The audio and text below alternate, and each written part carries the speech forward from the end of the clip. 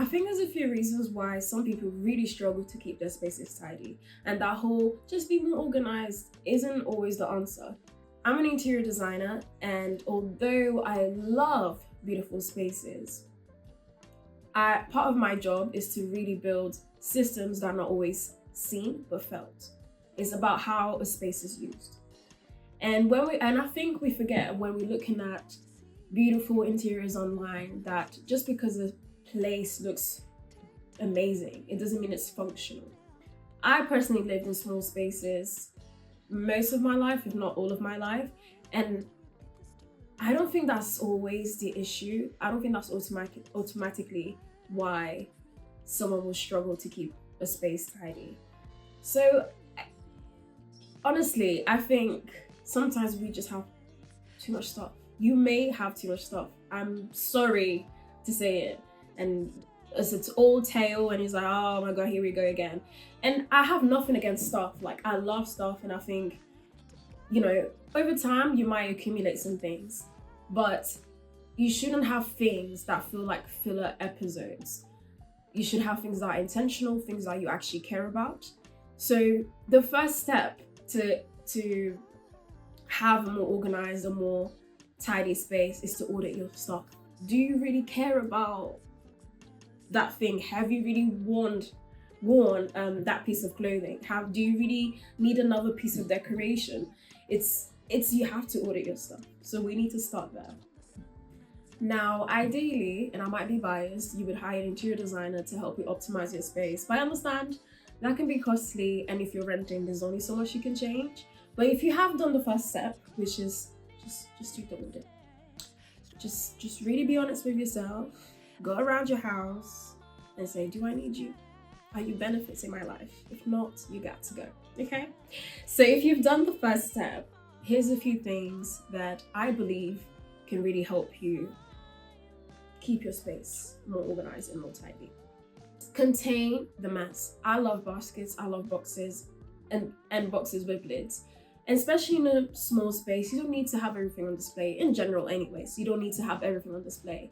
And I think a lot of people, they already use those methods of like, okay, let's have boxes to put things away.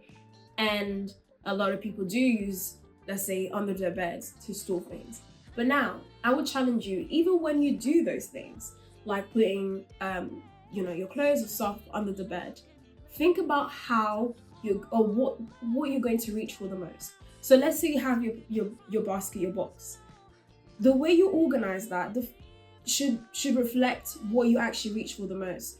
So just even under the bed, don't just shove things all the way to the back and then forget about them. And then you want them, but it's such a struggle to try and get and find what you want. So you have to think, even when you do store things away, or even if you're stacking boxes, or you have a unit where you put the baskets, think about what should be at more like a higher level. What are the things that you're going to use the most? Because if they are lower, or if there are things that you need, but they are hard to reach, you're not really going to use it.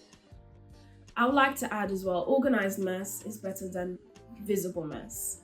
It doesn't always have to be super aesthetically pleasing. I love aesthetics, but it doesn't have to be always super aesthetically pleasing. It just has to be practical, and you sometimes just need a place to put your stuff. That's it. That's all you need. Find your friction points. This might just be one of the most important points. You need to think about, look around your house and see, do you have maybe a chair in your bedroom where you keep piling up your clothes? Maybe it's just your bedroom floor, or maybe it's your kitchen counter where you drop everything. You drop your keys, you drop everything that you come home with. Don't just tell yourself, I'm going to stop doing that, I'm going to be a more tidy person. Ask yourself why you do that, because that's important. That's information that you can use. And if, for example, you drop everything in the kitchen counter, that's where you put your keys and stuff, maybe have a nice tray there. Again, that's a more organized mess. Maybe you have a tray there, and that's where you put your nibbles and not nibbles, but your keys and stuff like that. Maybe it's your bedroom where you keep putting your clothes there. Maybe just have a laundry basket there. Have somewhere that you can organize your clothes straight away instead of just having it pile up. So you need to think about your home, and you need to try and design it around your habits instead of forcing yourself to be a completely different person. It was way easier to do that, and will probably help you keep it more tidy. Make it easy to reset. Make it easy to reset. Although I consider myself quite a tidy person, I can make mess. I can make a big mess, especially when I have events back to back, or I've gone out with my friends. I think, especially girls, it's like you end up looking very nice, but the room does not reflect that at all. So what I try to do is tidy as I go, or every morning or every night, depending on how I'm feeling, to just try and put everything back.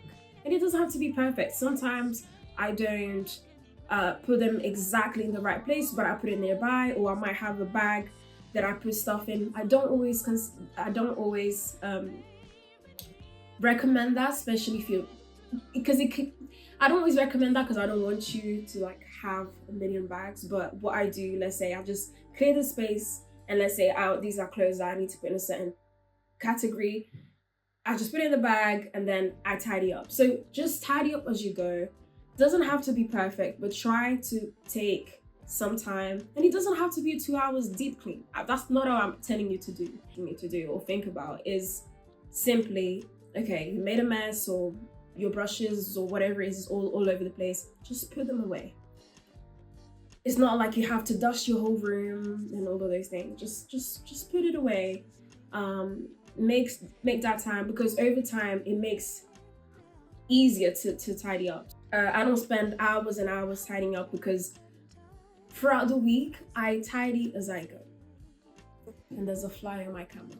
So throughout the week I tidy as I go. And might I add, you do feel better when your space is tidy and looks good, because you don't want to come home from a very exhausting day, and then instead of feeling like, oh, you came back to your sanctuary, it's another thing for you to be stressed about. So just, if you can try and implement those things, I'm sure it will help you. Accept that you live there. Your home doesn't need to look like a showroom. It doesn't need to be pristine, and there should be evidence that people live there, that you live there. So, you know what I mean? It doesn't need to look like this. It can look like this, lived in. And maybe you don't have kids. I'm joking. Well, kind of. Don't come for me. But I understand that it can be difficult with a kid. With kids, they make a mess and just like, what is going on? I've just tidied up this home and this space, and it's just a mess. I do think you can try and bring them on board with the systems that you create if you follow the previous points. And maybe challenge yourself to try and see, okay, how can I make it easier for my kid to tidy up? Whatever system you can find, and hopefully they can be on board and you can all tidy up together. But at the end of the day, you can also maybe just try your best. Give yourself some grace. Sometimes the solution isn't more discipline. Sometimes the solution is simply better design and making sure that your space is designed for how you live and supports you instead of working against you. I do hope that these points were somewhat helpful, and I'm wishing you happy, tidy, and functional and beautiful spaces.